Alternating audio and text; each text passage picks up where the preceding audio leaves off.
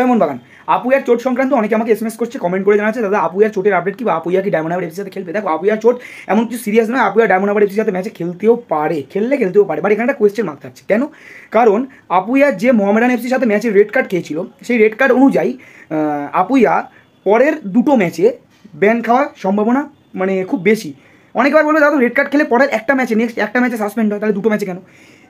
এই সংক্রান্ত ফিফা এবং এআইএফএফ রুলস বুকে বলছে যদি কোনো প্লেয়ারকে ইয়েলো কার্ড না দেখিয়ে ডাইরেক্ট রেড কার্ড দেখানো হয়, তাহলে সেইখানে প্লেয়ারটির এবং যদি সেই ফাউলটা এবং রেড কার্ড দেখানোর যে ইস্যুটা সেটা যদি সিরিয়াস কোনো কন্ডিশন হয়ে থাকে, তাহলে সেই প্লেয়ারটি রানিং ম্যাচ প্লাস পরের নেক্সট দুটো ম্যাচে সাসপেন্ড থাকবে।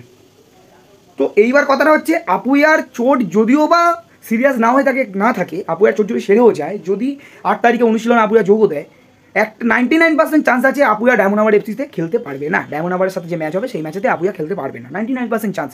এইবার এইটা রুলস বুক অনুযায়ী অনেক তো রুলস থাকে, অনেক থাকে, বাট ডাইরেক্ট রেড কার্ডের যে রুলস, সেই রুলস যদি আমরা দেখি বা সেই রুলসটা যদি মাথায় রাখি, অ্যাকর্ডিং টু ফিফা এবং AIFF direct red card rules, Apuia কিন্তু ডায়মন্ড হারবারের সাথে ম্যাচে খেলতে পারবে না।